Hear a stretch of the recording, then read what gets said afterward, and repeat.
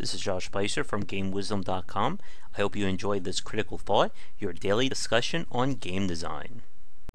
Welcome to today's Critical Thought. As always, thank you to currently 978 subscribers here on YouTube. If you're enjoying the content and you're a first timer, be sure to like and subscribe, as we are slowly but surely inching up there to 1,000. I'm a bit tired today. I took a temporary job in order to get a little bit more money to help pay those bills. But the show must go on. Speaking of a show, last night's Game Wisdom Live didn't exactly go all that exciting. Unfortunately, James couldn't make it. So I decided that going forward, if I can't get a second guest for the Game Wisdom Live segments, we'll just have a regular Critical Thought those days. Because it's a lot harder to branch things out to 30-40 minutes plus when it's just me talking. At least with these Critical Thoughts, they're short enough that I can focus on a singular topic, and we are over in about 10 or 12 minutes or so. But let's get to today's topic. We are going to be talking about feedback loops in game design, specifically positive and negative. For consumers, this topic probably won't interest you all that much. For full-fledged game designers, you probably know this already. But for students or people interested in learning more about the behind the scenes of what goes into game design, this should be an interesting topic for you.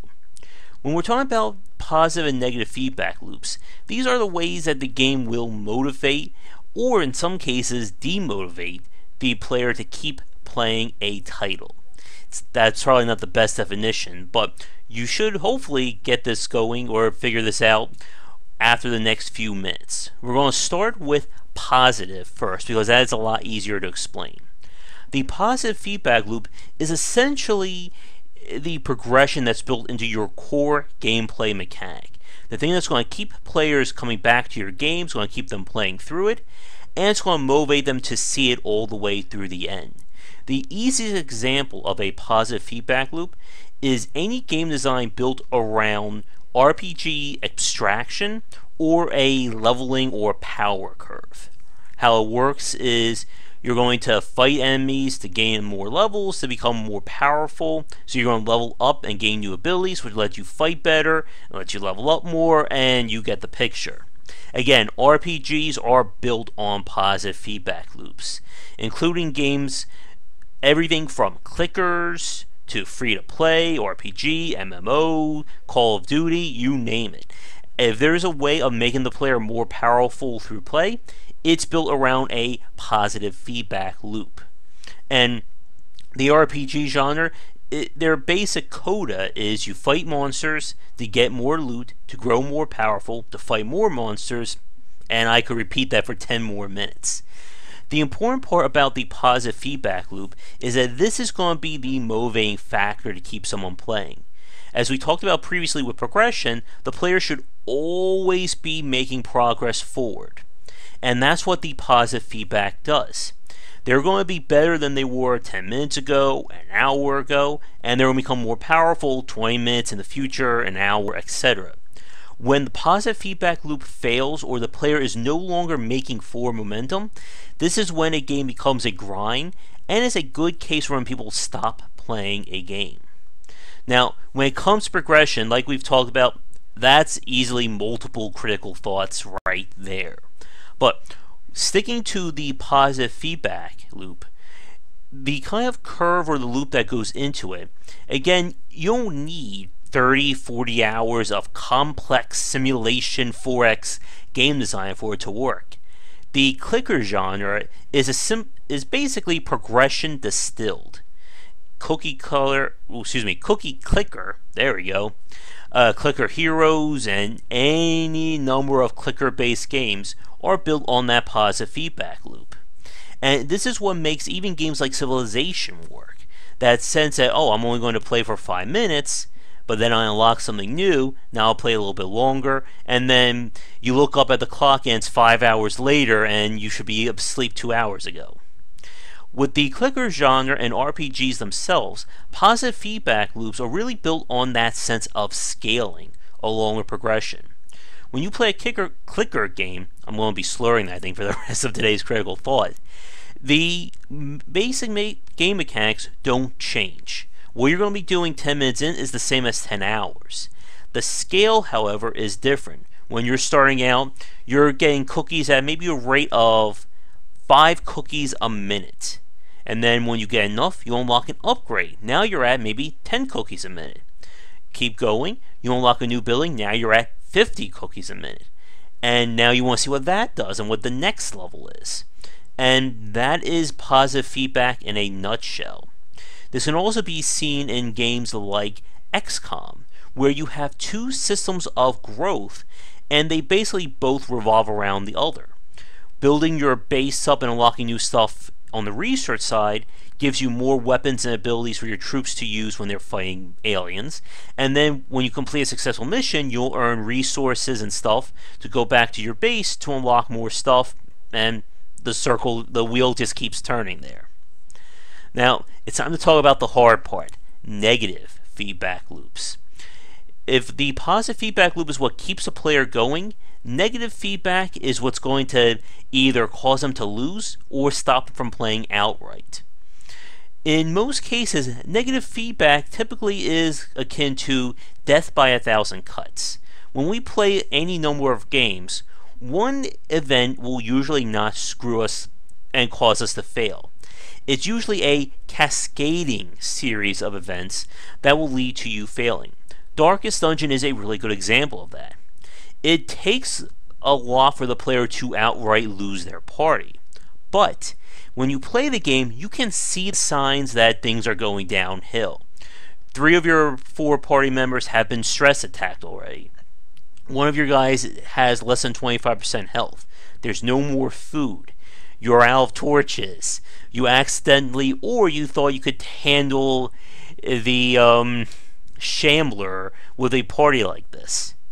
And these are cases where one factor is going to lead things to get worse and worse and worse, and then of course you're going to fail. Now, negative feedback loops have to be balanced carefully. As we've talked about in previous cases, and especially with the strategy genre, you want to avoid cases where the player makes a bad move turn 3, and this will lead to them failing without them knowing it at turn 150.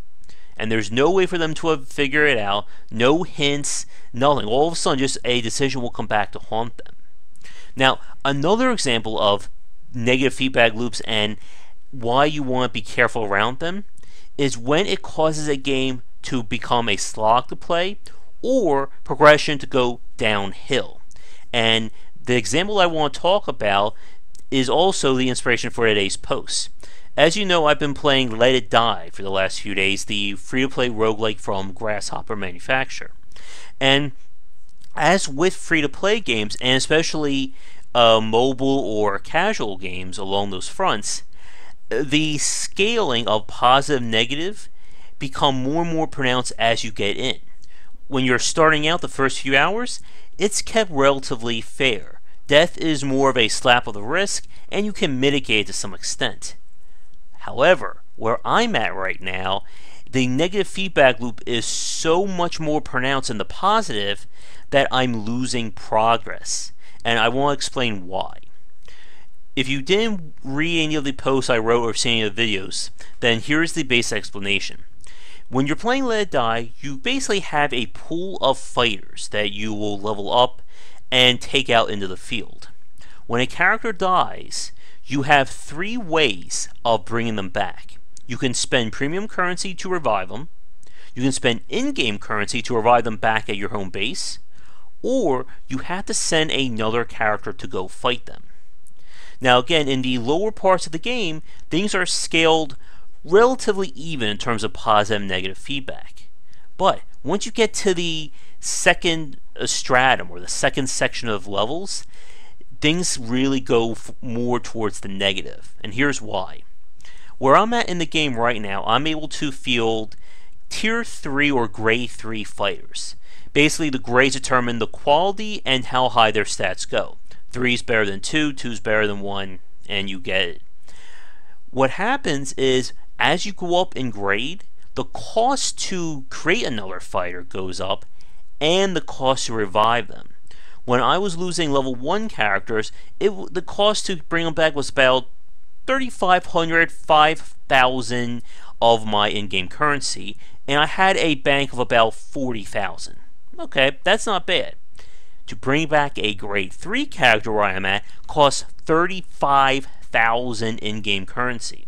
And remember, I just said that I had a cap of 40,000. Now, if I didn't use in-game resources to upgrade my bank to where it's at 60, what you're probably going to figure out is at the next grade, that would probably go over the 40k, meaning that I would not have any means of bringing my guys back if I didn't upgrade my bank beforehand. But with that said, I'm still earning relatively the same amount of money per fights. The enemies have just become stronger. So getting 35,000 is very hard and time consuming.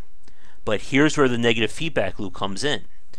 If I want to build another character to try and fight my other one, it's going to cost me more gold. But if I don't have the gold for that, my only other option is to try and get someone to fight them.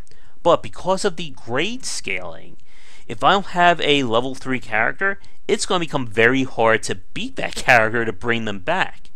On the stream the other night, I took my level 2 character, and in one hit, my level 3 character killed them. How was I supposed to deal with that? But then this is where the negative feedback comes in. Because I lost that character, now I decide, do I spend more money or time to bring that one back so I can build them up to have a chance to beat the other character so I can then start making progress again. And if I don't, then again, the negative feedback just keeps going down, down, and down as I'm losing progress and just reaching a point of utter frustration. Now with a game like Let It Die, there is no fail state, but negative feedback is usually designed to make you lose progress or to slow things down. And if it becomes too pronounced, the game becomes too frustrating to play and you're going to give up.